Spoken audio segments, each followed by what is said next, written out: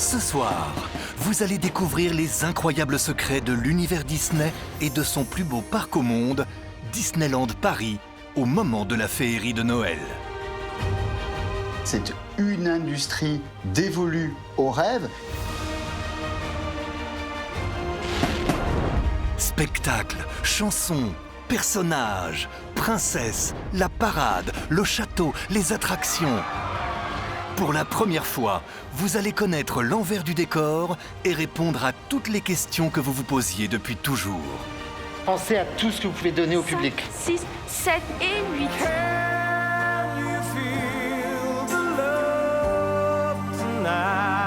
Pourquoi Le Roi Lion, le dessin animé préféré des Français, a failli ne jamais voir le jour?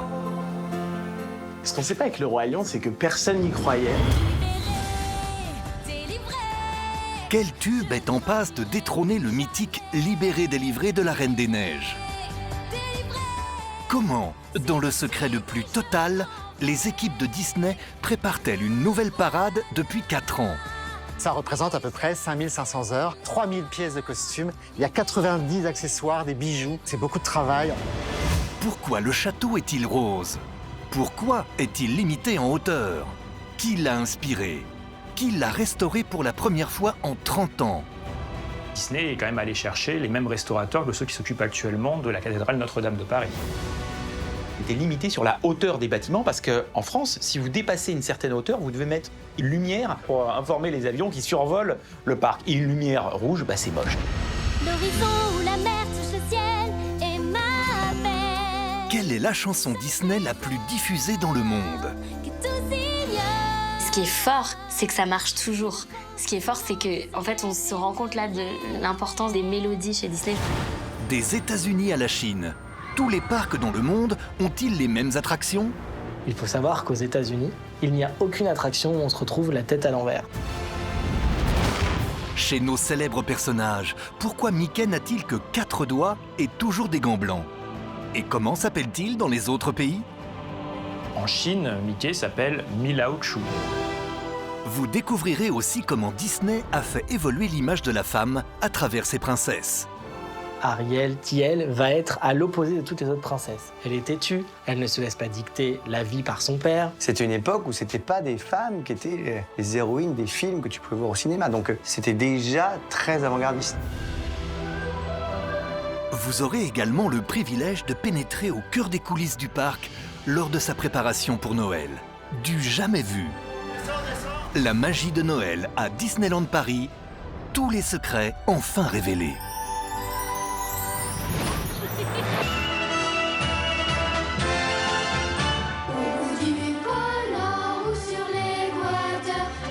Cette air, tout le monde l'a entendu au moins une fois dans sa vie.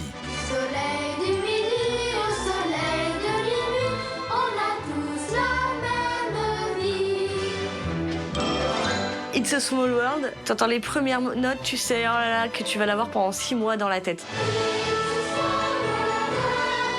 Quand tu vois tout ça et que tu vois le regard de ton petit qui est illuminé, même toi, ton regard du coup devient complètement illuminé. Donc je pense que c'est vraiment, c'est multigénérationnel, transgénérationnel, et c'est la magie du parc. Voilà, que tu sois grand, que tu sois petit. Et en fait, quand t'es grand, tu retombes en enfance, et puis quand t'es petit, t'y restes. Donc tout va bien.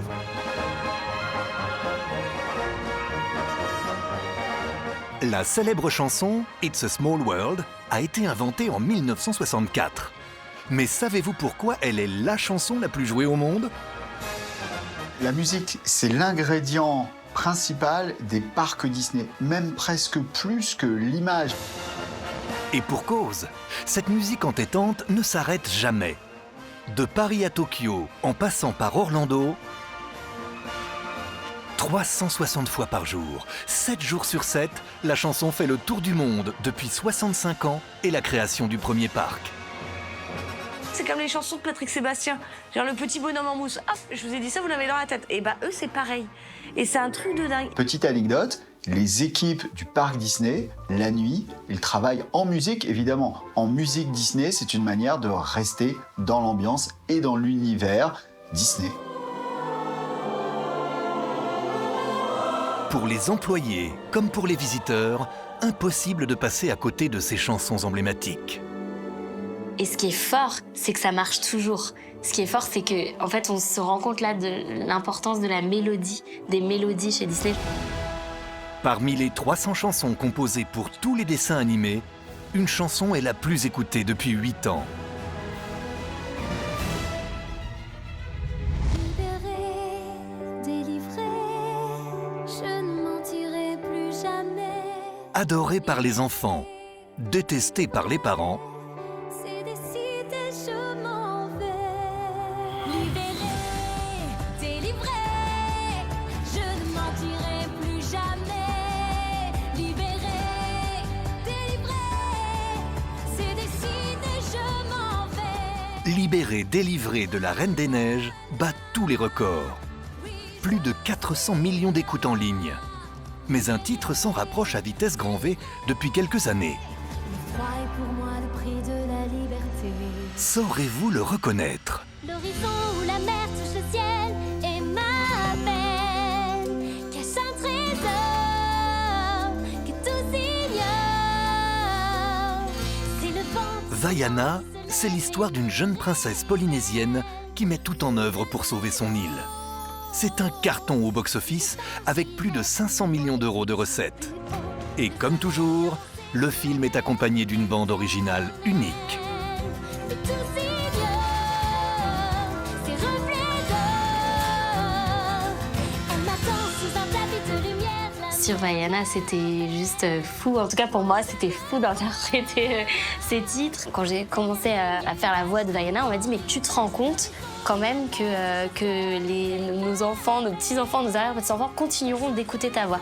Et je m'étais absolument pas rendu compte. Et maintenant, je le vois parce que je vois les enfants qui grandissent, qui continuent de regarder le film, qui continuent d'entendre ces voix. Et il y a cette force de Disney à toucher les gens. C'est absolument magique. Le titre « Le Bleu Lumière », c'est plus de 200 millions d'écoutes en ligne. Je suis Vaiana.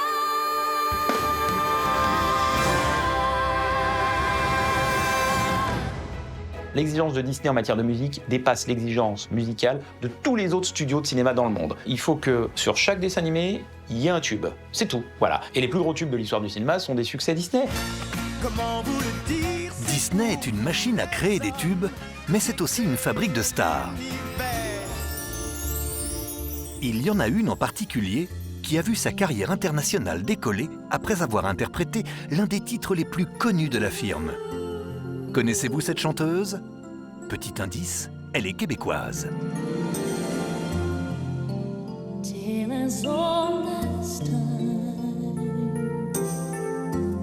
On ne présente plus Céline Dion aujourd'hui. Son incroyable notoriété, elle la doit en partie à Disney. Barely even friends, then somebody bends unexpectedly. La force de Disney, c'est aussi la capacité à créer les stars contemporaines. Céline Dion, grâce à la bande originale de La Belle et la Bête, elle passe de la petite chanteuse québécoise à une star connue mondialement.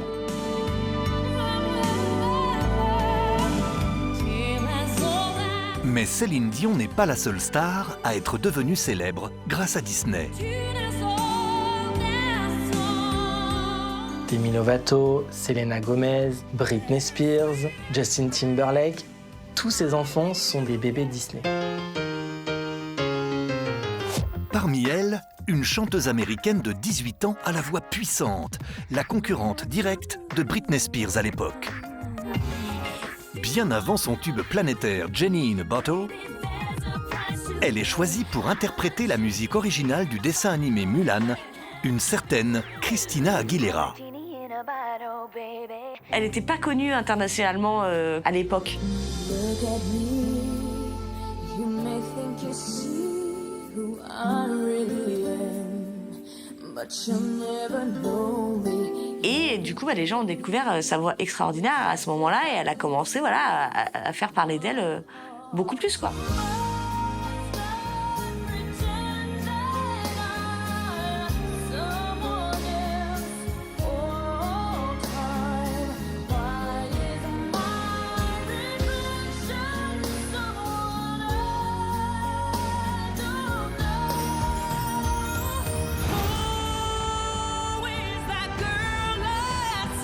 20 ans plus tard et 75 millions d'albums vendus, Christina Aguilera, devenue superstar, prête à nouveau sa voix à Disney pour la version de Mulan adaptée en film.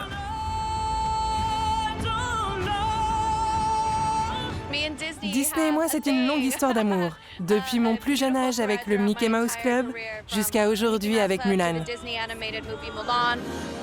Égérie Disney depuis son plus jeune âge, elle est encore une fois en tête d'affiche en 2021 lors d'un show féerique célébrant les 50 ans de Disney World en Floride.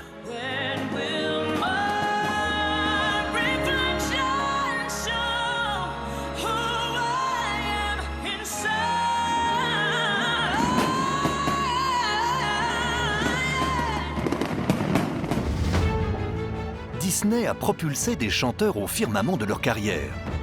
Mais la firme américaine n'a pas hésité également à séduire les plus grandes stars pour interpréter ses titres phares. Il y a énormément de stars, énormément de chanteurs et de chanteuses et de groupes qui, bien évidemment, quand Walt Disney les appelle pour travailler sur un film, ils disent oui. La dernière star en date à avoir collaboré sans hésiter avec Disney n'en avait pourtant pas besoin. 30 ans de carrière, 95 millions d'albums vendus, elle est la chanteuse au déhanché le plus célèbre du monde. Parviendrez-vous à reconnaître sa voix légendaire ?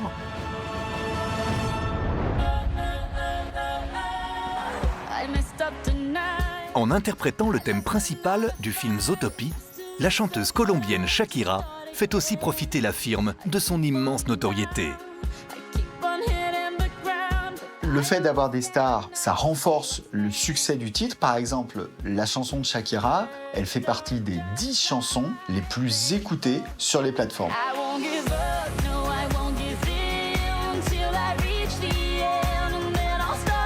Il n'y a que Disney qui est capable d'attirer à ce point les stars de la chanson et des stars connues internationalement.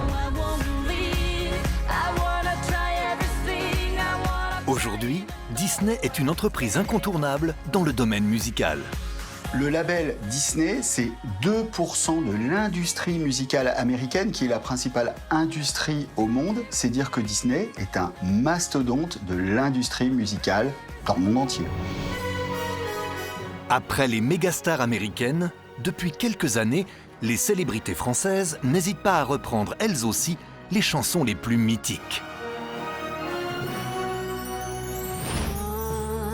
Un jour, mon prince viendra. Parmi elles, Élodie Frégé et sa reprise du tube de Blanche-Neige et les Sept Nains. Dans son château heureux comme avant. Mais aussi Alizée et l'incontournable Tendre rêve de Cendrillon. Les rêves qui sommeillent dans nos cœurs au creux de la nuit. C'est vrai que toutes ces chansons traversent tellement les générations qu'on a plaisir à les redécouvrir, et les artistes aussi jouent le jeu pour des primes un peu spéciaux, pour des albums collectifs. Des succès planétaires qui n'auraient jamais vu le jour sans l'intervention d'un seul homme. De qui s'agit-il ? Walt Disney, c'est un précurseur. Par exemple, Blanche-Neige est le premier film de l'histoire à avoir sa bande originale qui devient un disque et qui passe en radio. Et depuis, tous les titres Disney sont devenus des disques et sont passés en radio. Walt Disney, le père de Mickey, a su dès les années 30 être un visionnaire. Pour lui, une musique réussie est une mélodie qui s'invite dans tous les foyers du monde. Toutes les chansons de Disney, les musiques, restent dans nos têtes et dans nos cœurs.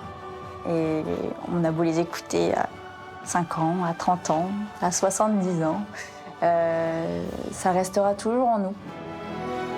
Grâce à ses idées avant-gardistes et ses musiques entraînantes, Walt Disney fait toujours autant rêver petits et grands.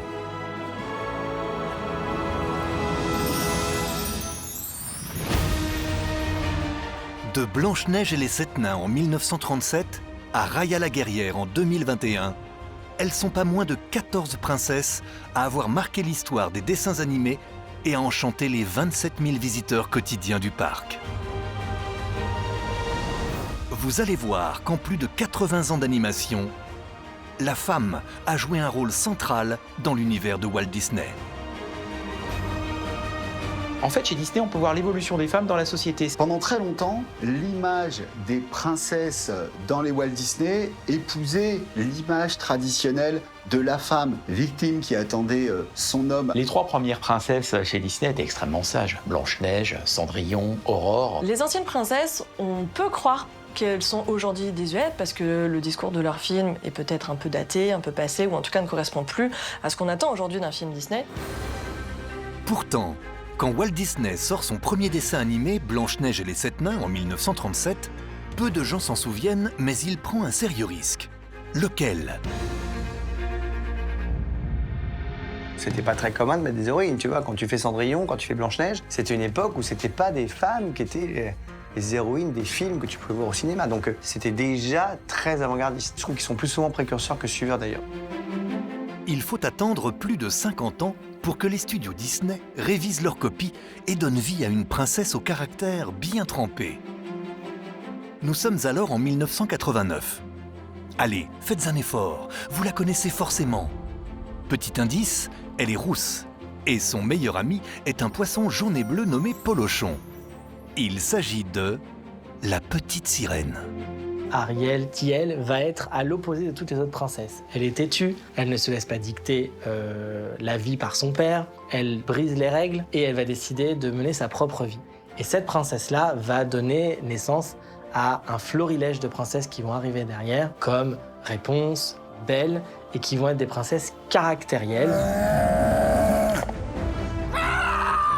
Elles ont du caractère, elles sont pas contentes, elles sont pas toujours habillées comme on l'imagine avec une tenue de bal merveilleuse. Donc comme l'image de tout le monde change, Disney change avec son temps et puis s'adapte. Les enfants s'attachent peut-être davantage aux princesses qui sont plus récentes, parce qu'encore une fois, voilà, ce sont des films qui leur correspondent davantage et c'est plus proche de notre société aujourd'hui en termes de mœurs.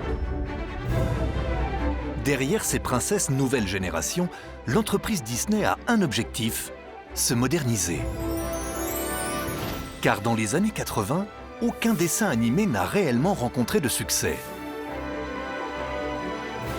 Alors les créateurs décident de s'inspirer de la société et de ses évolutions. Pari réussi. Pendant très longtemps, Walt Disney, c'était l'incarnation du rêve américain, mais du rêve en blanc américain, mainstream. Et depuis quelques années, Disney a dû s'adapter à la nouvelle Amérique, à l'Amérique multiculturelle, avec un premier personnage, Pocahontas. Pocahontas est la fille d'un chef de tribu amérindien du XVIIe siècle qui fait tout pour sauver son peuple.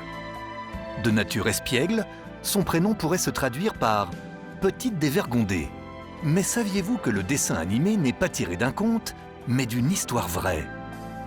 C'est évidemment un hommage aux natives, aux Amérindiens, à l'histoire de l'Amérique. Avant même l'arrivée des Anglo-Saxons, on sait maintenant dans les équipes Disney qu'il faut intégrer l'ensemble de la population, qu'elle doit incarner quelque chose et qu'elle doit être identifiable par tous. Disney tient à se rapprocher de son public et souhaite que leurs princesses représentent la diversité de notre monde. On peut évidemment penser à Tiana. Tiana, c'est la première princesse afro-américaine. Elle incarne une communauté qui n'avait jamais été présente dans les films Disney. Ou encore Jasmine, Mulan ou même Vaiana qui débarquent dans l'univers Disney et dépoussièrent les dessins animés. Les enfants ont besoin de s'identifier aux princesses. Alors moi, quand j'étais petite, je m'identifiais à Jasmine, mais c'était pas tout à fait finalement la princesse qui me correspondait. Finalement, maintenant c'est davantage Vaiana, et je trouve ça génial.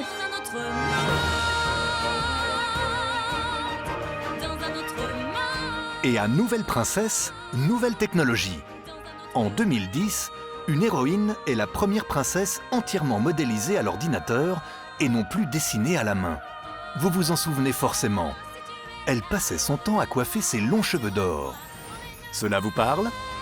Réponse va, elle, marquer un tournant à la fois dans l'animation et dans la manière dont on va aborder les princesses. D'abord, c'est la première princesse qui va être réalisée en 3D avec un système informatique, ce qui n'était pas le cas avant. Et Réponse, ça va être un peu la première princesse qui va être une héroïne rebelle et qui va pas vraiment vivre de romance. Pour le coup, Réponse, elle ne rêve que d'une chose, c'est de vivre. Et elle s'en fout un peu de trouver le prince charmant et le grand amour. Et elle va un peu casser les codes des princesses Disney. Disney a eu raison de prendre ce virage technologique. Le film lui a rapporté plus de 530 millions d'euros. C'est encore un dessin animé où on va un peu plus loin dans le prince n'est pas forcément l'homme surmusclé, parfait, qui a un super château, etc. Là non, c'est un voleur, c'est un brigand. Et l'image de la princesse n'est pas la seule à évoluer. Les princes aussi se modernisent. Le temps des princes charmants est bel et bien révolu. Place à des héros moins glamour, mais toujours attachants. Petit à petit, à partir d'Aladin, le prince, finalement, est un peu tourné en dérision, puisque finalement, le personnage fort d'Aladin, c'est Aladin, qui n'est pas du tout un prince, puisqu'il vit dans la rue. Et dans La Reine des Neiges, le prince, c'est pas le gentil, c'est le méchant. Il y a un message derrière ces films-là, qui est que la femme, elle est devenue indépendante. Voilà, ça modernise encore une fois les films Disney et ça les rend beaucoup plus actuels. La représentation des princes a changé, mais leurs visages, eux, restent éternels. D'ailleurs, ne trouvez-vous pas qu'ils ressemblent à certaines célébrités? Que ce soit pour les princes ou les princesses d'ailleurs, ou pour pas mal de personnages Disney, ils se sont inspirés de gens ayant vraiment existé. Par exemple, Aladdin, ils ont emprunté certains de ses traits à Tom Cruise. Le génie, dans Aladdin, c'est Robin Williams.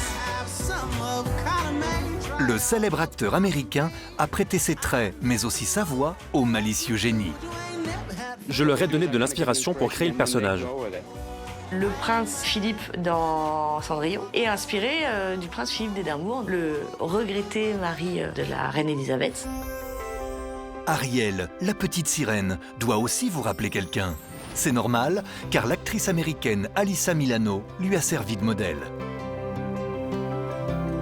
Dans un autre registre, saurez-vous trouver de quelle célèbre icône s'inspire la méchante Ursula, cette pieuvre qui martyrise et vole la voix de la petite sirène.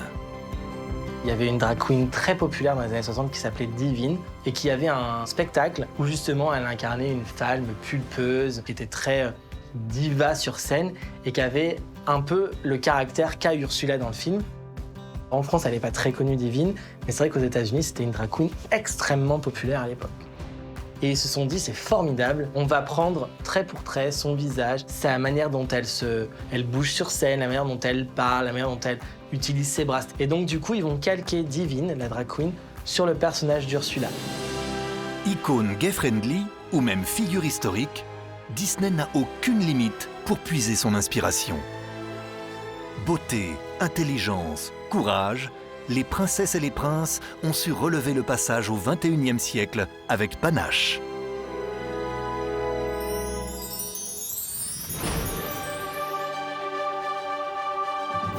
Depuis 30 ans, avec ses 45 mètres de haut, ses 16 tours et sa couleur rose inimitable, le château de Disneyland Paris est le rendez-vous des visiteurs.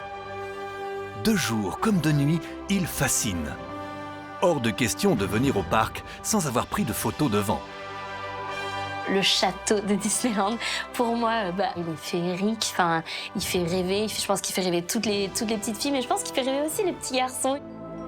Avant même d'arriver dans le parc, c'est lui que vous voyez en premier. Et une fois à l'intérieur, il est dans le prolongement de Main Street USA, l'artère principale de Disney. Walt Disney, quand il a créé son parc en Californie, il a imaginé le château comme la pièce maîtresse, mais surtout, il a imaginé son parc comme une rose des vents. Et donc le château, il a décidé de le placer en plein centre. Ici, vous êtes au centre de tout et vous pouvez accéder à tous les univers que vous offre Disney. Disneyland Paris, sans son célèbre château, est donc tout simplement inimaginable. Inauguré en même temps que le parc en 1992, sa construction est un clin d'œil au célèbre château du dessin animé La Belle au bois dormant. Ce qui est fantastique avec Disneyland Paris, c'est qu'en fait, c'est un hommage à toute l'œuvre de Walt Disney. Ce château-là, il y a 16 tours, ce sont les 16 ans d'aurore dans La Belle au bois dormant. En fait, il y a 3 couleurs au château. Il y a le vert des arbres, il y a le bleu des toits et donc il y a le rose du château. Ces 3 couleurs, normalement, sont censées vous rappeler quelque chose parce que c'est les 3 couleurs des fées de La Belle au bois dormant. Flora, Pâquerette et Pimprenelle, les 3 fées de La Belle au bois dormant. Dans ce château unique au monde vit Aurore, la Belle au bois dormant. Mais aussi l'un des robots les plus imposants au monde, le dragon du dessin animé long de 27 mètres et lourd de 2 tonnes.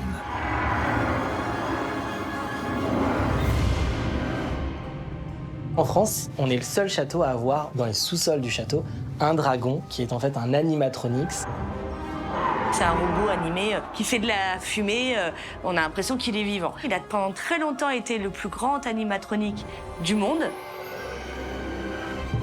Alors, pour continuer de séduire son public, dernièrement, cette immense bâtisse trentenaire s'est refait une mise en beauté. Le château vient de sortir d'une rénovation totale pour la première fois de son histoire. Il y a eu 50 000 heures de travail pour réaliser cette restauration. Disney est quand même allé chercher les mêmes restaurateurs que ceux qui s'occupent actuellement de la cathédrale Notre-Dame de Paris. Ils travaillent sur Notre-Dame, Versailles, enfin bon, vraiment des monuments français. On a restauré tous les vitraux. Il y a 19 900 ardoises sur le château. Il y a 1200 litres de peinture utilisés pour repeindre le château. C'était un vrai défi et un très beau travail. Des tuiles aux peintures des façades, en passant par les dorures des toits, rien n'est trop beau ni trop cher pour le château. Et accrochez-vous bien, car le budget le plus colossal est celui consacré à l'or. Savez-vous par exemple combien de kilos d'or 23 carats se trouvent sur le château ? Le château, lors de sa restauration, on a à nouveau posé des feuilles d'or sur les tours. Sur le château, il y a 41 200 feuilles d'or. On estime à peu près à 10 kilos d'or intégralement posés parmi toutes les tourelles, ce qui représenterait à peu près un demi-million d'euros en or, ne serait-ce que sur les tourelles du château. Quand on voit le soin que Disney apporte à la rénovation, à l'entretien de ce château, on pourrait le considérer comme un véritable monument du patrimoine français. Notre château fait partie du patrimoine maintenant, et ça, c'était très émouvant de savoir ça. Et pour cause, le château est un condensé de tous les plus beaux monuments de France. Mais savez-vous lesquels ? Ce château est fait en fait pour rendre hommage au patrimoine français, parce que s'il y a bien un point sur lequel les Américains nous reconnaissent une supériorité, c'est nos châteaux. On a les tuiles des toitures des tourelles du château qui rappellent celles des Hospices de Beaune et qui ont des tons bleu-vert. Et ce n'est pas fini. Les vitraux fabriqués comme au XIIe siècle ressemblent à s'y méprendre à ceux du château de Chambord. Ou encore, la forme du château posé sur une colline rappelle l'abbaye du Mont-Saint-Michel. Sur les 45 000 châteaux français, quand vous regardez ce château, vous vous dites on a là un résumé de presque tous les châteaux de la Loire qu'on connaît. Plus étonnant, un détail est en lien direct avec la monarchie. Non pas française, mais britannique. Il y a un détail que l'on peut remarquer quand on va à Disneyland, c'est que le vitrail du château de la Belle au bois dormant est toujours allumé. Et ça, c'est pour dire Aurore est là, la princesse est là, elle est présente, un peu comme à Buckingham Palace, quand le drapeau est tissé haut, ça signifie que la reine est présente au château. Et si vous vous en approchez, vous remarquerez que les concepteurs du château y ont caché de nombreuses références à l'univers Disney. Il y a un dé qui se trouve sur chaque fanion en haut de chaque tour. C'est un dé, c'est le dé de Disney. Et donc là aussi, c'est un clin d'œil au créateur du parc et des dessins animés, Walt Disney. Plusieurs détails font référence à Walt Disney. En contrebas du château se trouve un étrange blason avec 3 léopards, l'emblème de la Normandie. Mais quel est le lien entre cette région française et l'entrepreneur américain Walt Disney ? Walt Disney, il est français d'origine. Walt Disney, c'est Walt Disney. Disney, c'est la grande famille normande.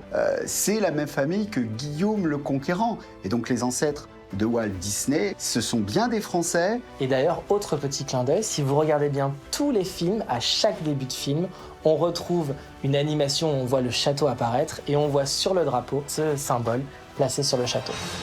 Le château, vous l'aurez compris, recèle de nombreuses références cachées. Même la couleur rose n'a pas été choisie au hasard. Le château est rose, pourquoi? Alors, en France, il fait moins beau qu'en Californie où on a le premier parc Disneyland. Donc pour que ça ressorte dans un ciel qui n'est pas toujours bleu, il faut mieux le faire un château rose. Ça donne quelque part du beau temps même quand il ne fait pas beau. La France a osé une couleur insolite et ça a marché. Le château est depuis devenu une référence dans tous les parcs Disney du monde. Les Américains nous ont piqué l'idée, puisque les châteaux à l'époque étaient gris aux États-Unis, mais aussi en Chine, et ils sont devenus tous roses à travers le temps, puisqu'on s'est rendu compte que c'était une couleur qui fonctionnait extrêmement bien à la fois avec le soleil et à la fois avec le ciel gris. Donc du coup, nous Français, on a réussi à faire que le rose est devenu la couleur emblématique des châteaux à travers tous les parcs du monde. En revanche, côté taille, le château parisien n'est pas le plus imposant. Il ne mesure que 45 mètres de haut. Mais savez-vous pourquoi il ne devait pas faire quelques mètres de plus ? Disneyland Paris a dû faire avec des contraintes. Au départ, ils étaient limités sur la hauteur des bâtiments parce qu'en France, si vous dépassez une certaine hauteur, vous devez mettre une lumière pour informer les avions qui survolent le parc. Et une lumière rouge, c'est moche. À proximité de Paris et de ses couloirs aériens, les architectes ont donc dû contourner cette contrainte et user d'ingénieux subterfuges pour rendre le château bien plus majestueux. Avec la couleur rose du château, pour nous donner l'impression que le château est immense et bien plus grand que ce qu'il est en réalité, elle est progressivement de plus en plus claire.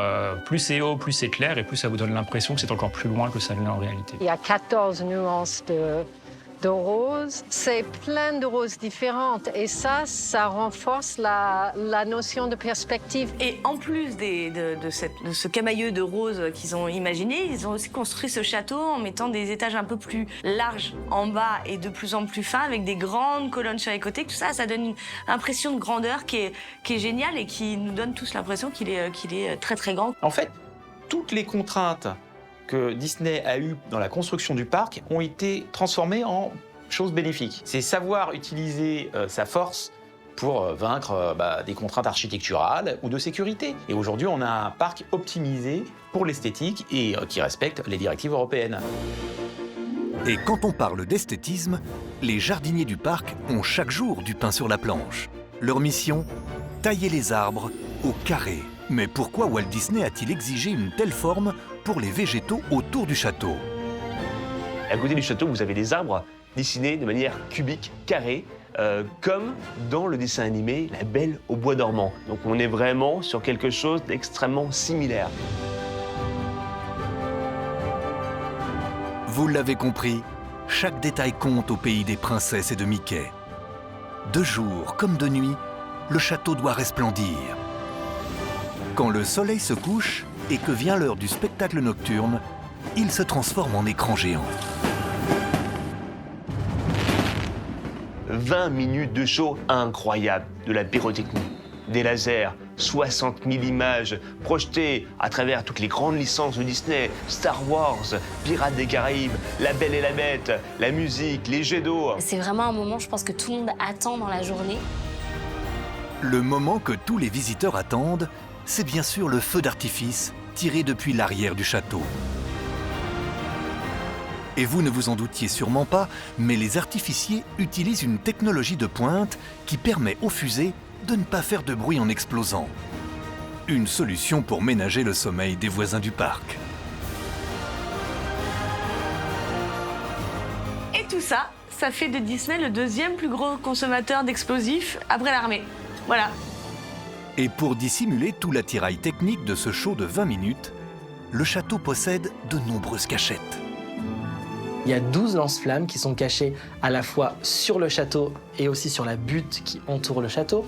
On a de nombreux jets d'eau et de nombreuses fontaines à eau qui sont cachées dans les douves du château. On a plusieurs petites portes qui cachent à l'intérieur du château des vidéoprojecteurs. Là aussi, la nuit tombée, ils apparaissent et permettent de projeter sur le parc de nombreuses images.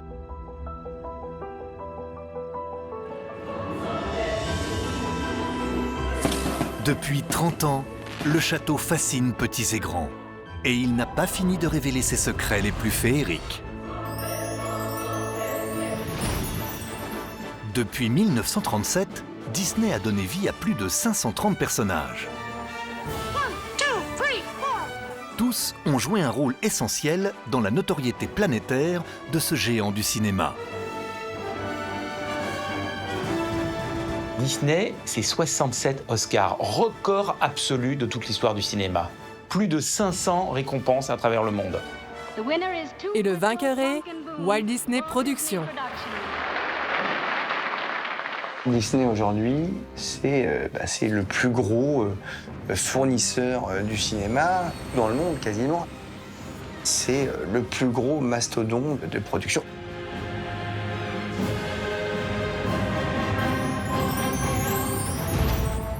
De simples personnages de dessins animés pour enfants qui sont devenus aussi célèbres que les plus grandes stars du cinéma. Ils accèdent même à des privilèges que tout le gratin d'Hollywood convoite. Avez-vous une idée de la récompense très prestigieuse que certains de ces personnages ont reçue ? Et les personnages Disney sont tellement ancrés dans la culture américaine que certains ont même leur étoile sur Hollywood Boulevard, alors, qui est normalement réservée à des stars réelles. Et évidemment, le tout premier personnage animé à avoir reçu son étoile sur le Walk of Fame, c'est Mickey en 1978. Il fête alors ses 50 ans. Mais il n'est pas le seul héros Disney à faire partie des 2700 étoilés d'Hollywood Boulevard. Mickey, Donald, Minnie, la Fée Clochette, Winnie ont leur étoile sur les parterres de Hollywood Boulevard. Il y a Minnie. Alors, pour la petite histoire, elle l'a eu en 2018, c'est-à-dire 40 ans après Mickey. Ah, c'était bien qu'elle l'ait, Minnie, quand même, au bout d'un moment. Une reconnaissance sur le tard qui a pourtant ravi les anonymes comme les stars internationales. Parmi elles, la chanteuse aux 22 millions d'albums vendus, Katy Perry, ravie de se faire photographier avec l'amoureuse de Mickey. Bonjour ma chère amie Minnie. Minnie fait l'unanimité dans tous les parcs du monde. Mais une chose, elle, diffère d'un pays à l'autre. Tenez-vous bien, il s'agit du nom des personnages, à commencer par le plus connu d'entre eux. Mickey ne s'appelle pas Mickey dans tous les pays du monde. Par exemple, en Italie, il s'appelle Topolino, qui veut dire petite souris, littéralement. En Chine, Mickey s'appelle Milaochu. Et dans d'autres pays, il s'appelle globalement Mickey Mouse, mais avec des prononciations et des orthographes qui diffèrent pour s'adapter à la langue locale.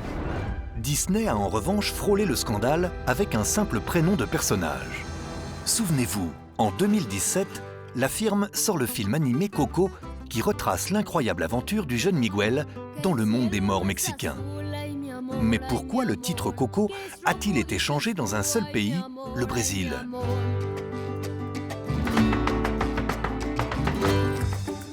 Au Brésil, dans leur argot, le mot ressemble trop à un autre qui signifie caca. Du coup, au Brésil, le film s'appelle Viva, la vie est une fête. En revanche, au Portugal, pas de souci, le film s'appelle bien Coco, puisque ça veut juste dire noix de coco dans leur langue. Autre personnage à posséder plusieurs prénoms en fonction des pays, la princesse polynésienne Vaiana. Et vous allez découvrir que les raisons de ces changements sont, disons, inattendues. Vaiana, il n'y a qu'en Europe qu'elle s'appelle Vaiana. En fait, à l'étranger, elle s'appelle Moana. Le problème, c'est que Moana, en Europe, c'est une marque déposée, donc ils n'ont pas pu utiliser. Marque déposée ou non, inimaginable pour l'Italie de garder le titre originel de Moana. Le deuxième problème, c'est que Moana, c'est surtout une actrice déjà connue. C'est-à-dire qu'elle fait des films, mais elle fait des films pour adultes, en Italie.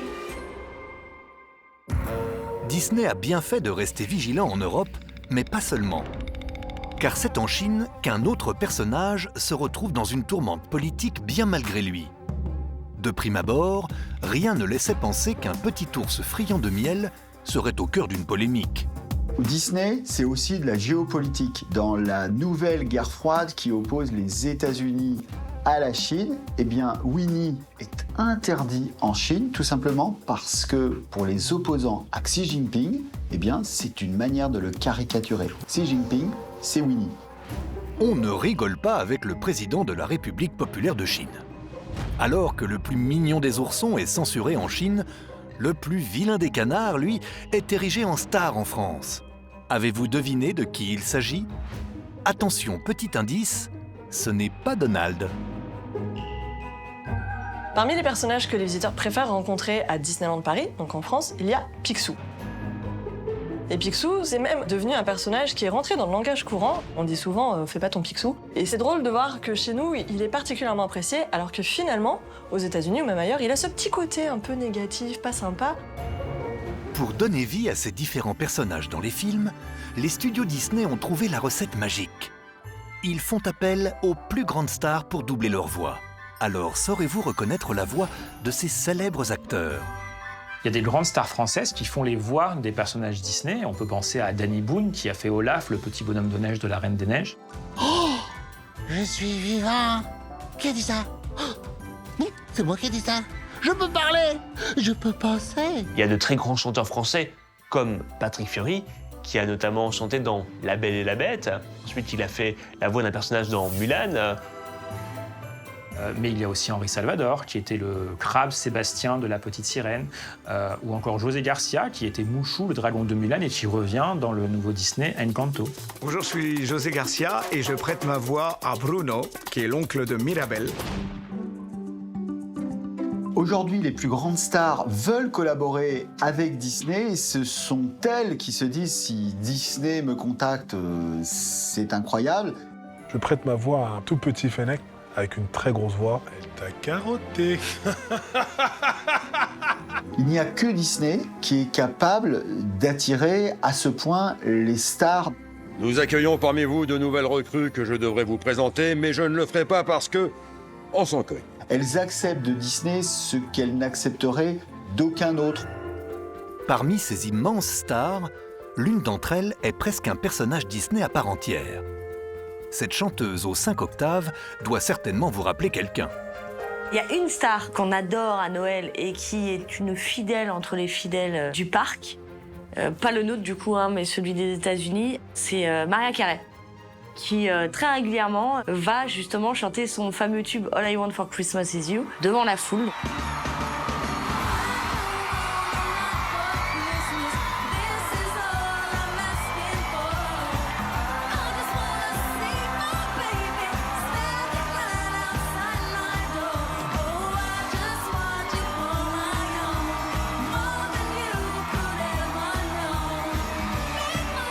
Et elle va même aller plus loin, elle est fan de Disney, elle est fan des parcs, et elle va même se marier à Disney en pleine nuit, pendant une période de Noël. C'est transformer le rêve en réalité. Un conte de fées. Car aussi fou que cela puisse paraître, à Disneyland Paris, vous pouvez jouer le rôle de votre personnage Disney préféré et vous marier dans le parc. Et pour cela, pas besoin d'être une star. En revanche, privatiser une partie du parc pour le plus beau jour de votre vie a un coût, 160 000 €. Et en France, il y a très peu de temps, ils ont créé un service dédié au mariage et on peut aujourd'hui se marier dans le parc ou dans les hôtels. Le matin, avant l'ouverture, on peut vous dresser une cérémonie de princesse face au château. Et si vous voulez vous marier à Disneyland Paris, vous pouvez sans problème. Pour le meilleur, mais jamais pour le pire, les personnages Disney n'ont donc pas fini de vous faire rêver.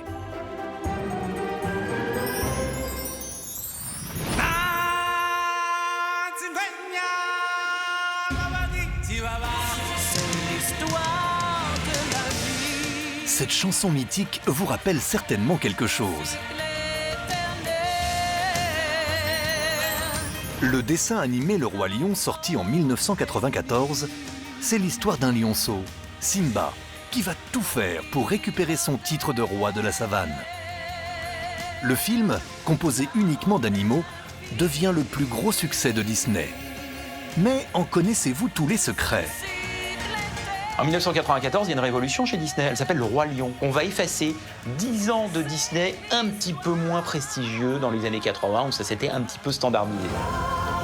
Le dessin animé réalise plus de 900 millions d'euros de recettes dans le monde. Du jamais vu.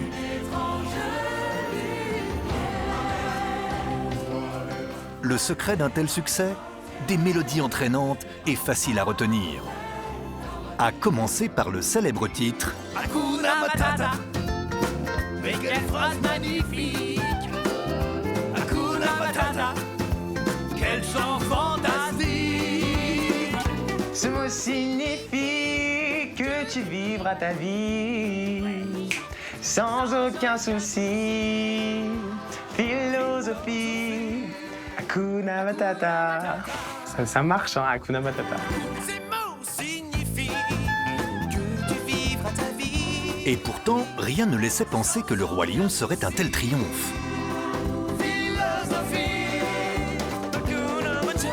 Ce qu'on ne sait pas avec Le Roi Lion, c'est que personne n'y croyait. À l'époque, c'était le premier film où il n'y avait aucun humain et surtout on allait faire parler tous les animaux. C'était déjà assez fou et ils ne s'attendaient pas qu'en donnant la parole à des animaux, en les faisant chanter dans un décor qui n'est absolument pas représentatif de notre vie de tous les jours, ça puisse avoir autant de succès. 600 techniciens, artistes et dessinateurs travaillent sur le film et emploient de gros moyens. Vous ne devinerez jamais comment ils s'y sont pris pour que les dessins soient les plus réalistes possibles. Ils ont fait venir des vrais lions du zoo de San Diego qui étaient à côté des studios Disney pour pouvoir les étudier leurs mouvements. Les animaux, mais aussi les décors, sont au plus proche de la réalité. Tous les paysages que vous voyez à l'image existent réellement. Par exemple, le rocher, très connu, où on présente Simba au début du film, il est inspiré d'un rocher qui est dans le Hell's Gate, qui est un des parcs nationaux du Kenya. Encore plus incroyable, le langage des animaux n'a rien de farfelu. Au contraire, ils parlent une langue bien réelle. Mais laquelle ? On a poussé le réalisme jusqu'à utiliser la langue majoritaire au Kenya, le Swahili, dans le nom des personnages. Alors par exemple, Simba en Swahili, ça signifie courageux, guerrier courageux. Rafiki, ça veut dire ami, et Pumba, ça veut dire paresseux. Comme quoi, c'est pas totalement incohérent. Le célèbre dicton Hakuna Matata est aussi en Swahili et veut dire sans souci.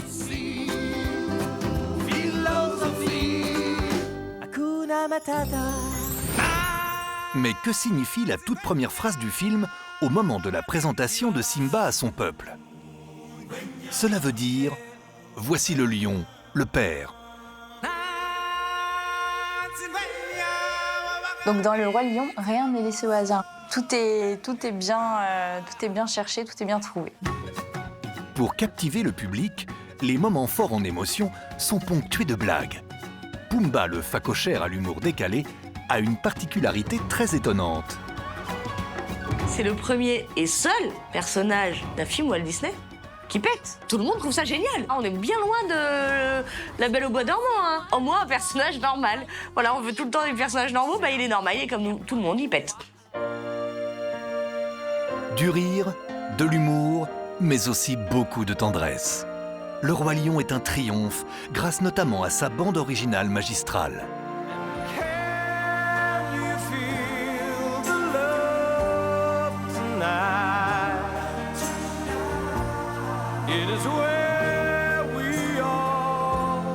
La chanson « Can You Feel the Love Tonight » interprétée par le légendaire Elton John, devient le plus gros succès de Disney dès sa sortie, avec plus de 22 millions d'exemplaires vendus.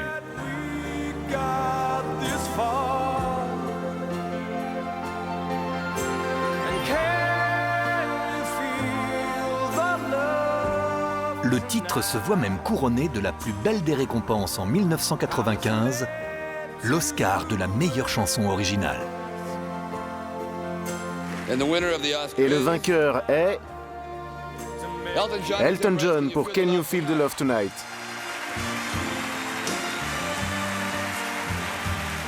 Merci beaucoup. Quelle extraordinaire soirée. Je voudrais remercier l'Académie pour cet honneur. Face à l'incroyable succès du dessin animé, Disney décide de créer un show entier consacré au Roi Lion. Dans le parc parisien, les producteurs prennent même une décision inédite pour accueillir ce spectacle tant attendu. C'est le spectacle du Roi Lion et des Rythmes de la Terre qui a intégralement été conçu, fabriqué et pensé pour Disneyland Paris. On va d'ailleurs créer une salle de spectacle exprès avec des moyens qu'on n'avait presque jamais vus avant. Il y a 2500 places dans le théâtre et depuis sa création, pratiquement 2 millions de personnes ont eu la chance d'assister à ce show fantastique à Disneyland Paris.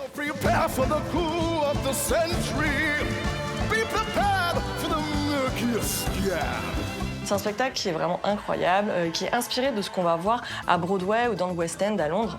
Et ce spectacle, il est joué tous les jours, plusieurs fois par jour. Il est accessible gratuitement à tous, très facilement, et il a énormément de succès.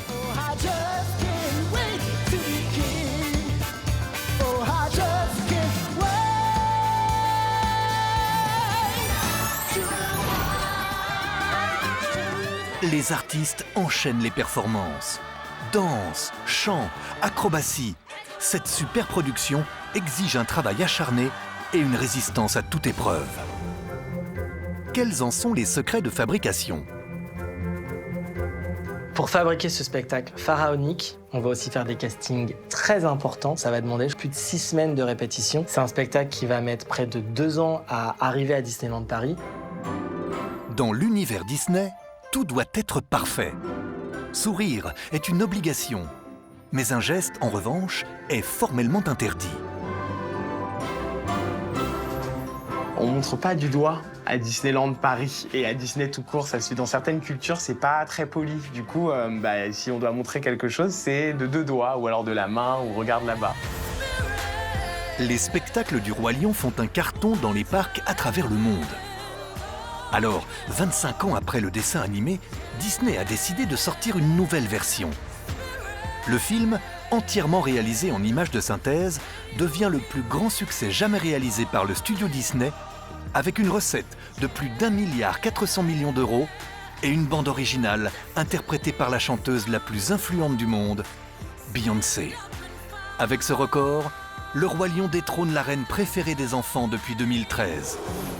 Un dessin animé notamment connu pour son inoubliable chanson.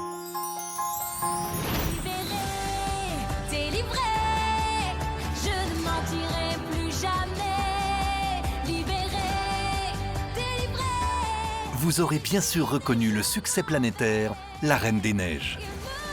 L'histoire de la princesse rousse Anna, qui aide sa sœur, la reine blonde Elsa, à contrôler ses pouvoirs magiques. Libéré, délivré, il n'y a pas une seule famille au monde qui en a été épargnée. Le film a reçu 2 Oscars et cette chanson traduite en 43 langues, visionnée plus de 2 milliards de fois sur Internet, reste la plus écoutée sur les plateformes musicales.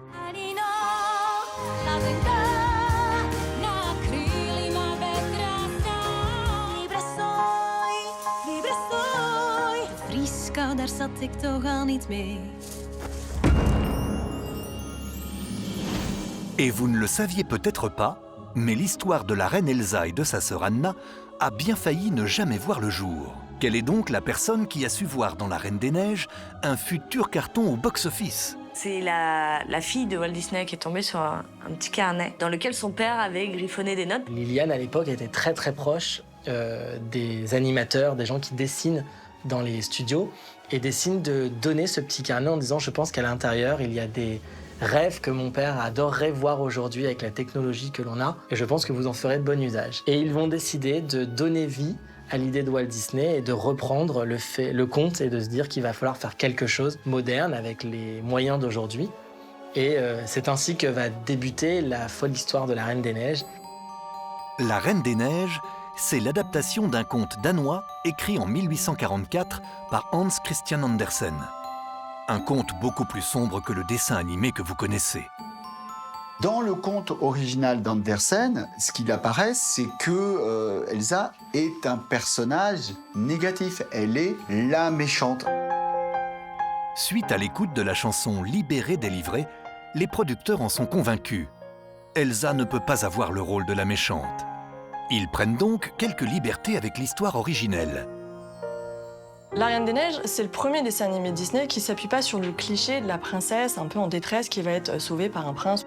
C'est aussi la première fois qu'on met à l'écran voilà, le côté sororité, cet aspect familial finalement et le lien qu'il va y avoir entre deux sœurs. Et ça, c'est assez incroyable et on se rend compte que ça a eu énormément de succès et que ça a largement participé à l'évolution justement des personnages, des princesses Disney sur les films suivants. Comme pour le Roi Lion, un spectacle a vu le jour. Mais Paris a l'immense privilège de posséder un show unique au monde. Et donc, ils vont décider de créer une attraction unique dans le monde. Il n'y a que nous en France qui l'avons. C'est une sorte de petite balade à travers plusieurs pièces. À droite, à gauche. Dans la première partie, on a Anna, Sven et Christophe. Et Anna interagit avec le public, voilà, elle joue avec lui, etc. Et enfin, dans la dernière salle, le public rencontre Elsa, qui va lui chanter bien sûr son hymne, Libérée, délivrée. Et c'est un peu voilà, la cerise sur le gâteau et le moment que toutes les familles sont venues découvrir sur le parc Walt Disney Studios.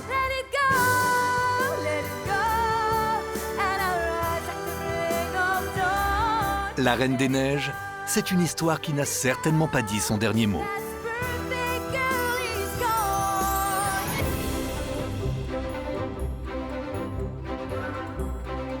Noël, c'est la période pendant laquelle le parc est le plus fréquenté. Alors, pour impressionner les 25 000 visiteurs quotidiens, les équipes opèrent une impressionnante transformation.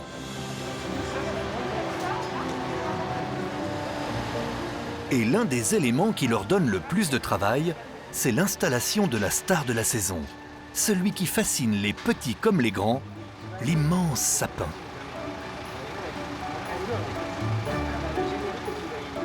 Rien que le sapin fait 24 mètres de haut, 24 tonnes, et l'étoile tout en haut qui apparaît toute petite quand on est tout en bas du sapin, eh bien, elle fait près d'1,50 m, soit la taille d'un être humain. Pour installer le sapin, c'est un véritable chantier. Et ce qui est d'autant plus majestueux, c'est de voir arriver sur Main Street un camion qui apporte le sapin découpé en plusieurs parties. Et puis à ce moment-là, une grue vient prendre la base du sapin, la soulever, l'emmener et la poser. Et ils vont ainsi faire de suite sur plusieurs parties pour que ensuite le sapin soit intégralement formé.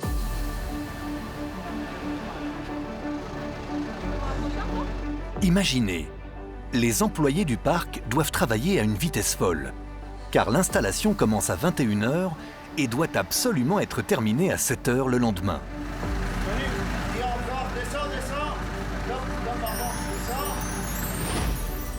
Juste à temps pour l'ouverture du parc. Les ouvriers n'ont donc que quelques heures pour mener à terme ce chantier hors norme. Et comme ils n'ont qu'une nuit pour le monter, je vous laisse imaginer un petit peu la pression des équipes à ce moment-là, mais c'est vraiment incroyable ce qu'ils arrivent à faire. Une fois montés, les 1000 décorations du sapin prennent vie. Les concepteurs ont rivalisé d'ingéniosité pour donner une impression de grandeur. Si vous regardez bien, les ornements posés en bas du sapin sont 3 fois plus grands que ceux du haut.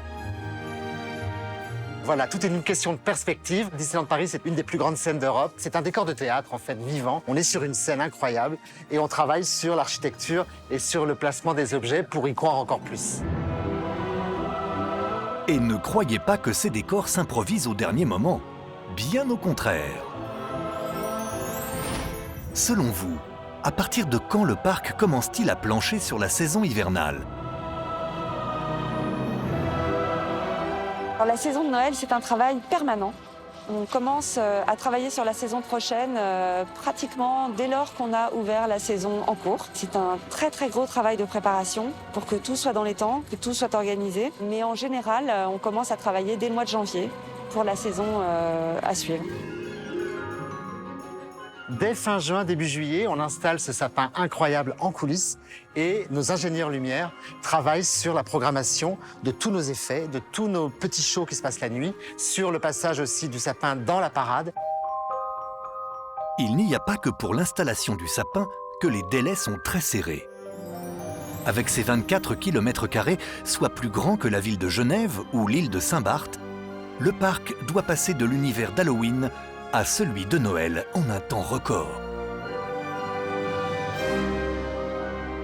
La transformation totale du parc pour Noël se fait en 7 nuits, ce qui est quand même un délai extrêmement court vu quand même l'ampleur des travaux et de la décoration. Donc une équipe très rodée, très professionnelle et évidemment très nombreuse au service du rêve. C'est un véritable challenge parce qu'on n'a pas le choix, il faut que la saison ouvre. Donc tout doit être fait dans les temps et nous y travaillons d'arrache-pied toutes ces nuits avant l'ouverture de Noël. Pour réaliser cet exploit, plus de 50 personnes sont embauchées en renfort chaque nuit. Malgré tout, la moindre minute compte.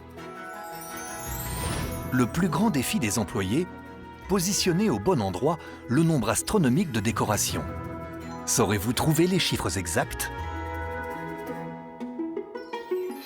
Les décorations de Noël à Disneyland, c'est un phénomène incroyable. Il y a 8 km de guirlandes. C'est quasiment la longueur de Paris. On a 12 000 boules, on a 120 sapins. Donc on ne lésine pas sur les moyens à Disneyland Paris pour faire en sorte que cette saison soit la plus magique possible. Les fleurs possèdent aussi une place à part à Noël. Car avoir des parterres thématisés à chaque saison, c'est la marque de fabrique du parc. L'équipe de jardiniers doit se surpasser pour créer des décors en forme de flocons ou d'étoiles. Je voudrais qu'on essaye avec 2 flocons. Ouais, on ferait un blanc à doré. On fait 2 flocons moins d'étoiles. Quoi?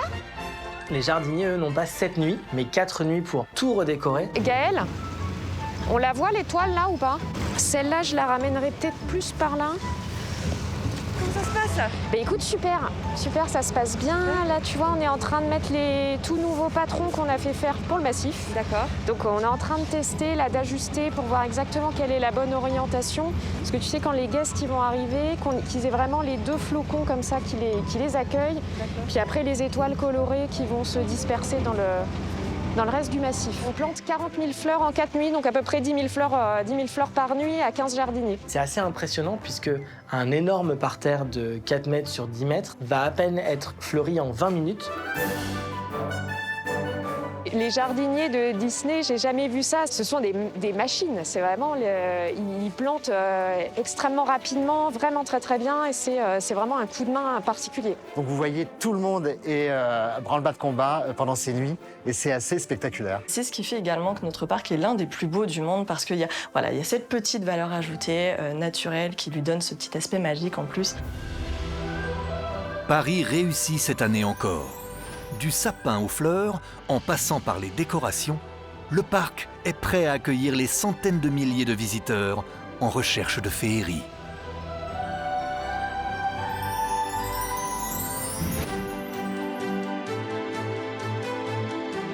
En 1928, Walt Disney donne naissance à une souris malicieuse. Son nom, Mickey. Personne au monde ne connaît pas Mickey. On peut ne pas connaître Madonna, mais par contre, Mickey, tu sais qui c'est. Sa célébrité, Mickey ne l'a pas volée. Depuis 93 ans, il est apparu dans plus de 120 films. Soit autant que Brad Pitt, Leonardo DiCaprio et Johnny Depp réunis. Il s'est fait un nom à Hollywood, et même un prénom. Pourtant, au départ, Mickey ne devait pas s'appeler Mickey. Est-ce que vous savez qu'il ne s'appelait pas Mickey Mouse au tout début? Il s'appelait Mortimer. Parce que la femme de Walt Disney lui a dit Mortimer, c'est un peu agressif en fait, ça est plus méchant. Donc Walt Disney a écouté sa femme, a donc appelé Mickey. Et par contre, il a gardé le prénom Mortimer, mais pour le grand rival de Mickey, donc celui qui essaye tout le temps de lui piquer Minnie.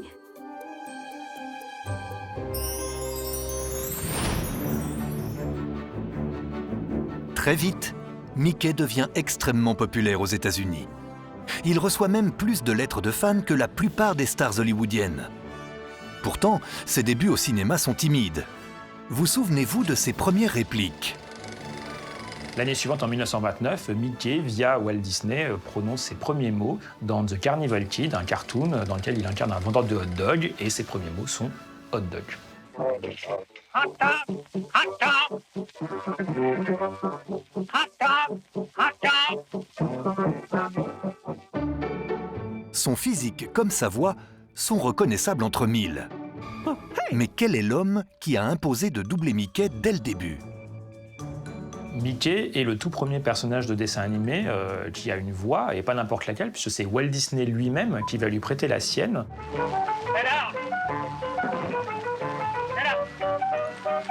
Et d'ailleurs, il l'a fait jusqu'en 1946. Après Mickey, lui est venu le souci, en tout cas l'envie de prêter une voix à Minnie. Il a vite abandonné parce qu'il ne trouvait pas le ton, il ne trouvait pas la différence et le côté sans doute féminin qu'il voulait prêter à Minnie.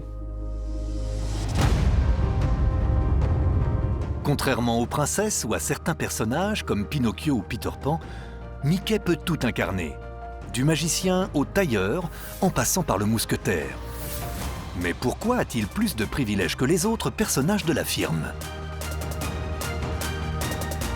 Mickey et ses amis, qu'on appelle entre nous les VIP, donc les personnages qui n'ont pas une histoire originelle, mais qui peuvent aller dans plusieurs histoires. Mickey et Minnie adorent jouer des rôles ou aller à des soirées. Et je ne sais pas si vous pouvez imaginer la taille du dressing. À eux deux, ils ont plus de 500 costumes, accessoires, chapeaux, pour justement être magiciens, princesses, aller sur un bateau. Donc c'est extraordinaire. Et tous les deux ont une garde-robe extraordinaire. Malgré ces dizaines de métiers incarnés à l'écran, il y a un détail qui, lui, ne change pas chez Mickey, ses célèbres gants blancs. Pourquoi les gants blancs? Parce que lorsque les mains passent devant son torse noir, tout simplement, on les voit. Vous l'aurez remarqué, Mickey n'a que 4 doigts. La raison est simple, dans les années 30, c'était un gain de temps immense pour les dessinateurs. À l'époque, une minute de dessin animé, c'était 7500 dessins mis bout à bout. Autre particularité de Mickey, ses oreilles. Si vous regardez bien, elles apparaissent toujours de face. Leur forme ronde ne vous rappelle-t-elle pas une célèbre pâtisserie? Pour les oreilles, très logiquement, basiquement, on a la forme des 2 donuts. Et ses oreilles sont des ronds parfaits. En tout cas, c'est comme ça qu'il a été conçu au départ. Toujours joyeux et réconfortant, Mickey ne pleurera qu'une seule fois dans sa vie.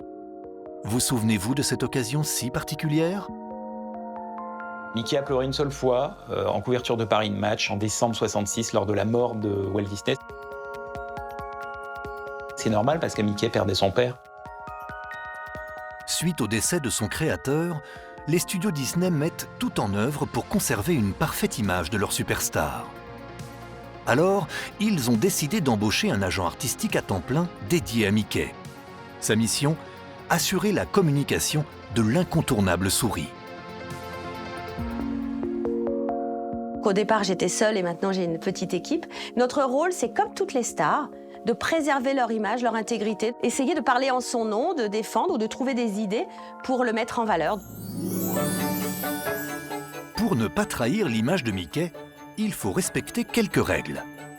Et quand un dessinateur est autorisé à le reproduire, c'est à certaines conditions. Mickey, c'est 3 ronds. Un gros pour la tête et 2 pour les oreilles. Ça, c'est la base.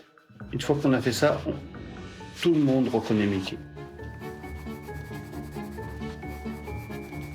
De prime abord, effectivement, il paraît facile à dessiner, mais il y a quand même certains codes à respecter et à faire attention. Mickey, lui, en fait, il est constitué en général, il y a sa tête, et sa tête fait un volume, et son corps fait le même volume que sa tête, et les jambes aussi. À l'origine, le visage de Mickey est totalement symétrique. Voilà. Aujourd'hui, les dessinateurs ont le droit de prendre quelques libertés. Je le personnalise. Ça en devient un peu le mien. Et moi, mes oreilles ne sont pas du tout symétriques, c'est pas des ronds parfaits, ce sont des ellipses. En revanche, sa personnalité ne peut en aucun cas être modifiée. Par exemple, Mickey est végétarien. Mickey ne mange pas de viande, les animaux ne se mangent pas entre eux.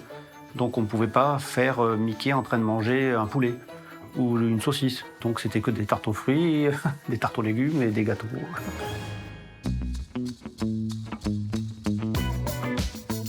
Cette image, travaillée dans les moindres détails, fait de Mickey une icône.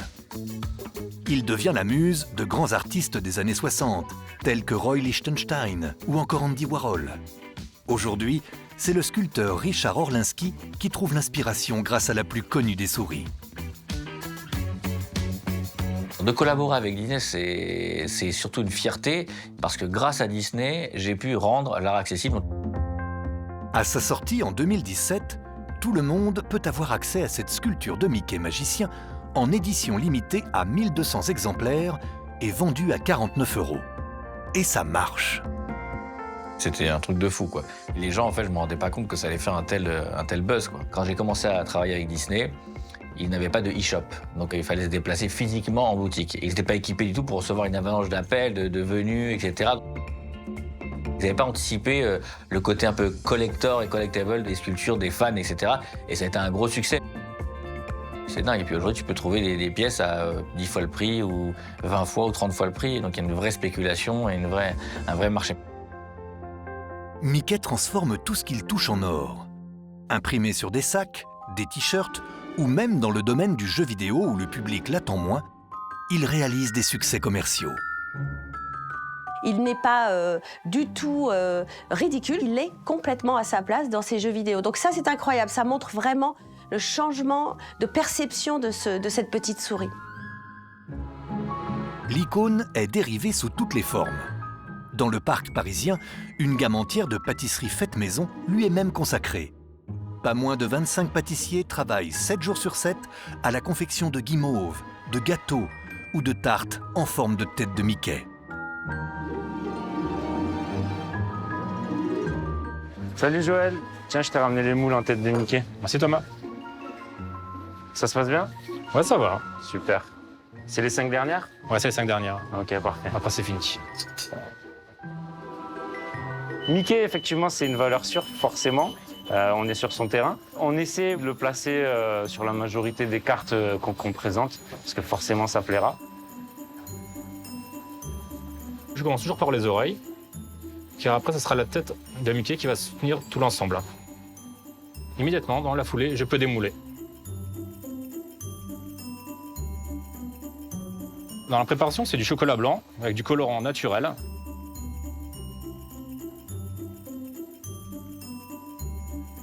Avec le cornet, je dépose du chocolat blanc fondu. On peut finir la sucette Mickey avec n'importe quel chocolat, que ce soit du blanc, chocolat au lait ou chocolat noir. Et voilà, les sucettes guimauve entièrement finies. Ces sucettes à la guimauve, le parc en vend en moyenne 1000 par semaine. Donc ouais, c'est un gros boulot au quotidien, ouais. On s'ennuie jamais, on n'a pas le temps. À 93 ans, la légende Mickey n'a pas pris une ride. Et la célèbre souris pourrait encore bien surprendre ses millions de fans à travers le monde.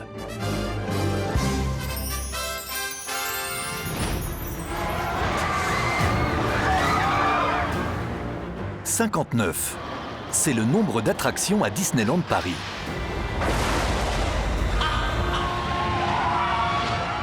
Pour que tous ces manèges fonctionnent sans aucun problème, Disneyland Paris fait appel à une armada d'employés.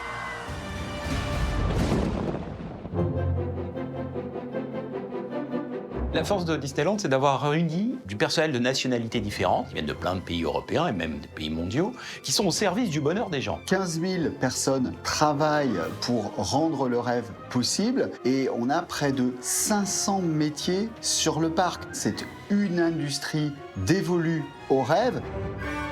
Mais n'allez pas croire que vous retrouverez les mêmes manèges dans tous les parcs du monde. Bien au contraire. C'est très important pour Disneyland, lorsqu'ils implantent un parc dans les différents continents du monde, de ne pas heurter ou de ne pas choquer en s'appropriant de manière malencontreuse les cultures et les us et coutumes de chaque pays. L'exemple le plus parlant est celui de la Tour de la Terreur.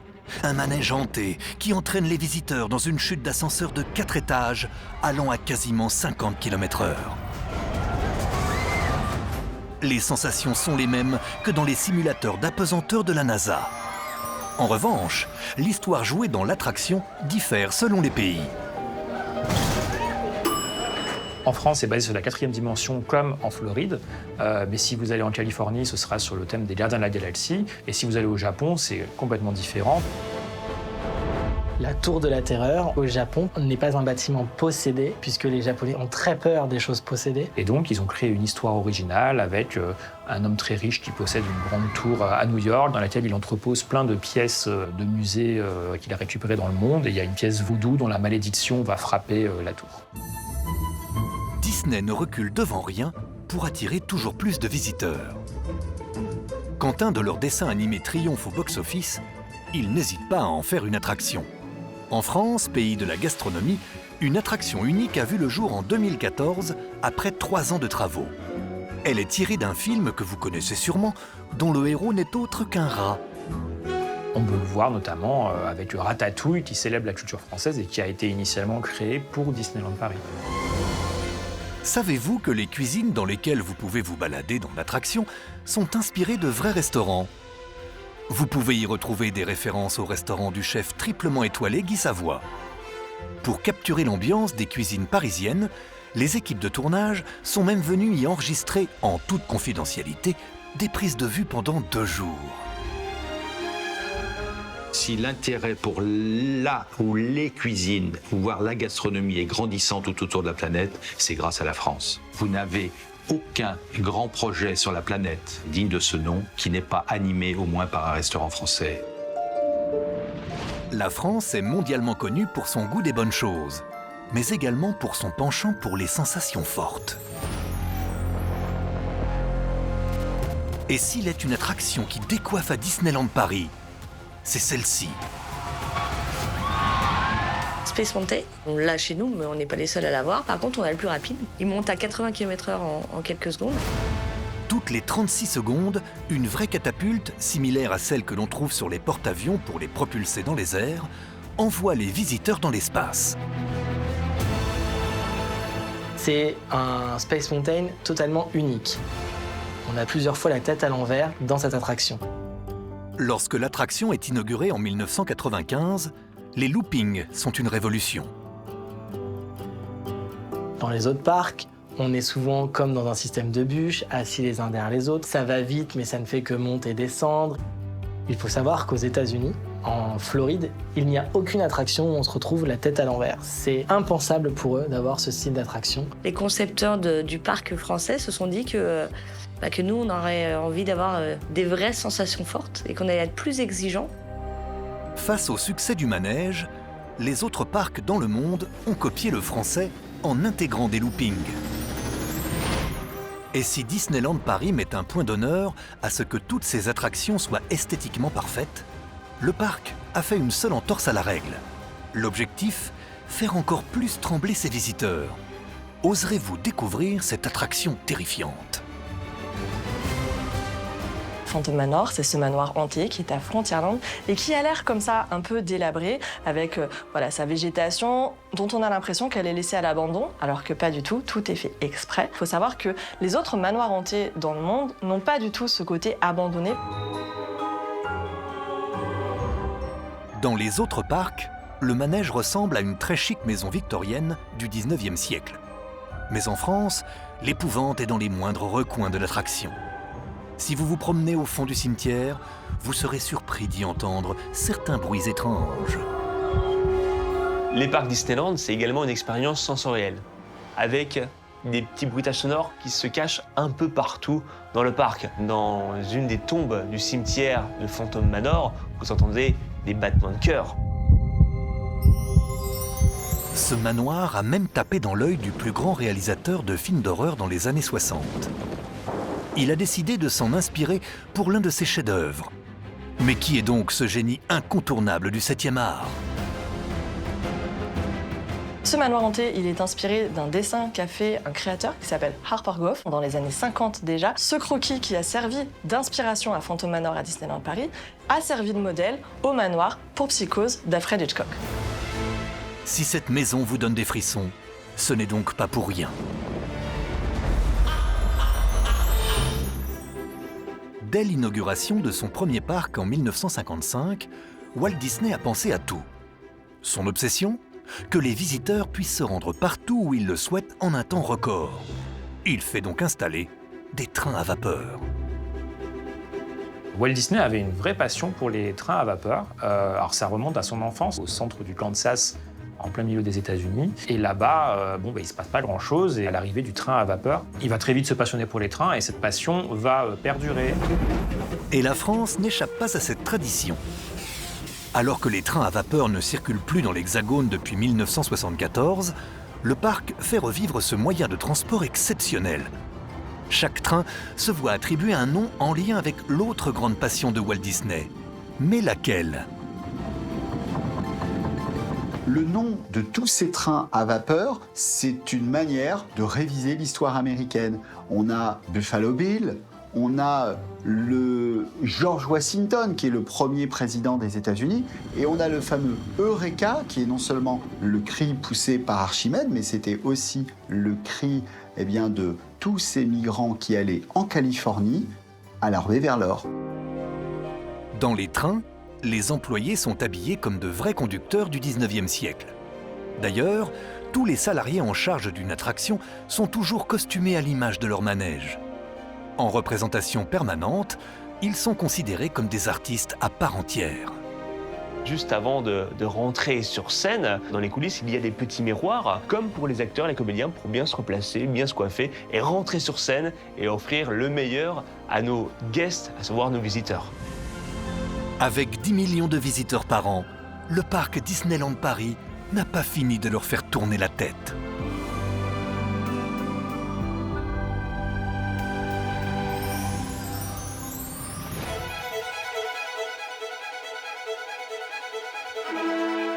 Arrêtez tout, il est 13h15 et dans le parc, c'est l'effervescence. Et maintenant, Mickey et sa parade étincelante de Noël! C'est le moment que tous les visiteurs attendent avec impatience. La parade de Noël.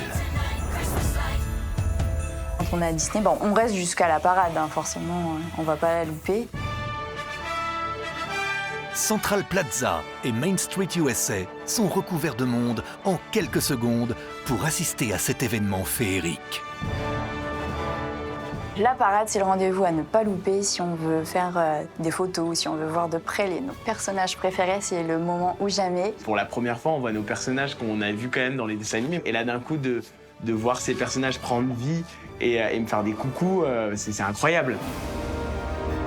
En 30 ans, la parade n'a quasiment jamais été annulée. Et pour cause, c'est l'unique moment où tous les personnages Disney sont réunis. D'ailleurs, 2 ne manquent jamais à l'appel. Vous les connaissez forcément. Il y en a 2 qui sont immuables et qui ne bougent pas et qui sont ceux qui ouvrent la parade, et c'est normal. C'est le couple phare. C'est les 2 stars. C'est Mickey et Minnie, bien sûr.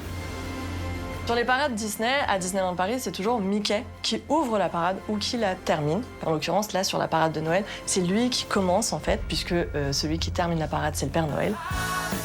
Cette nouvelle parade de Noël est un événement. Elle n'avait pas été changée depuis 9 ans.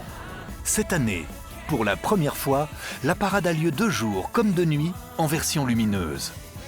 Le clou du spectacle, l'illumination du sapin. Cette année, un peu comme la saison revient au grand classique, eh bien là aussi on revient aux bases fondamentales. C'est Mickey qui, tous les soirs, va illuminer pendant la parade le sapin de Noël et qui va allumer l'étoile qui se trouve en haut du sapin. Disney a frappé fort. Cette parade unique au monde possède 5 nouveaux chars qui rassemblent les personnages préférés des spectateurs. Sur le premier, Mickey est accompagné de Pinocchio, Pluto et Stitch. Sur le deuxième char, on va avoir Minnie, mais aussi des personnages issus du film Bambi, avec Pan-Pan et Pâquerette. Il y a le char des princesses qui est une grande nouveauté ici à Disneyland Paris, puisque là, on leur a donné vraiment leur place. Et on va retrouver sur ce char toutes les princesses que l'on adore. Belle, Aurore, Ariel, Tiana, l'intégralité des princesses sont au rendez-vous. Un char également avec les canards, donc Donald, Picsou, Riri, Fifi et Loulou. Et enfin, on a le char de la star de la saison de Noël, à savoir le Père Noël, avec ses reines. Vous l'aurez compris, il y en a pour tous les goûts. Côté technique, les chars en métal et résine sont des mastodontes. Tenez-vous bien, ces immeubles roulants se déplacent à moins de 2 km/h, soit 3 fois plus lentement que la vitesse de marche d'un homme. 5 monuments, ils pèsent parfois entre 10 et 14 tonnes et ils font jusqu'à 6 ou 7 mètres de haut. Donc c'est des grosses machines qu'il faut entretenir et qu'il faut gérer tous les jours pour le meilleur des spectacles.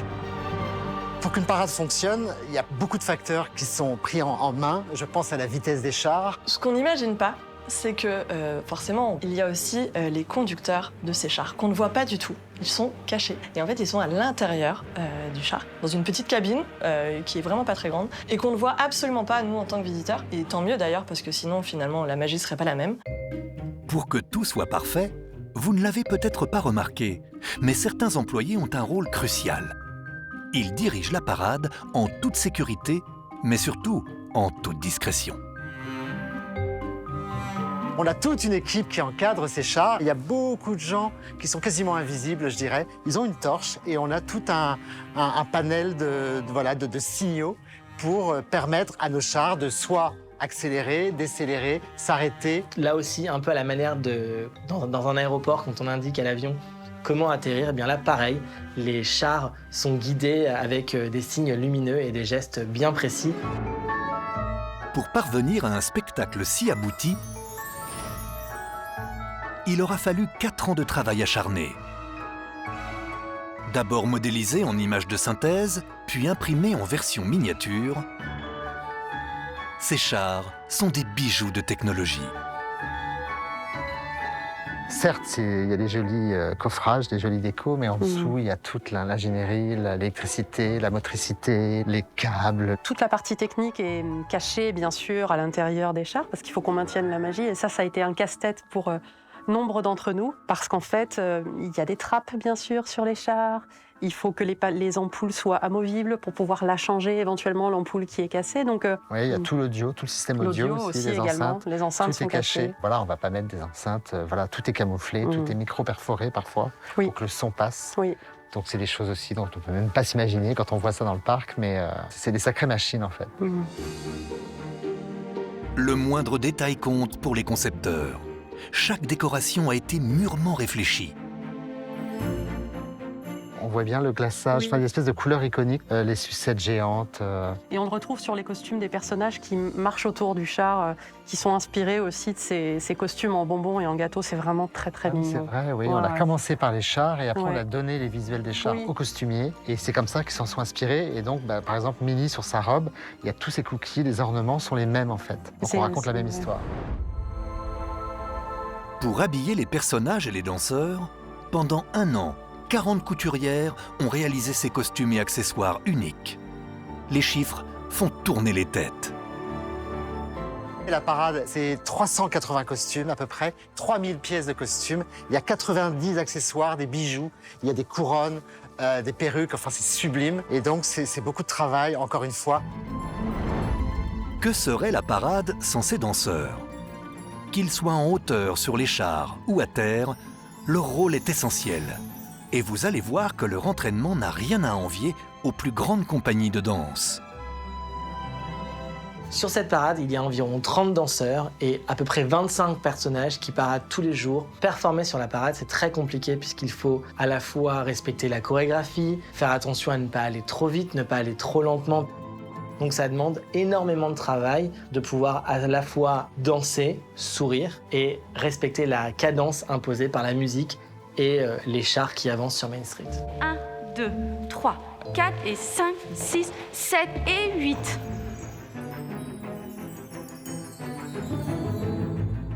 Pour obtenir la chorégraphie parfaite, les danseurs et danseuses répètent les mêmes gestes 8 heures par jour pendant des mois. Pour aboutir à ce spectacle, Disneyland Paris va répéter de nombreuses semaines, à la fois dans les studios de danse, mais aussi en pleine nuit, sur la route de Main Street. 2, 3, 4, 5, 6, 7 et...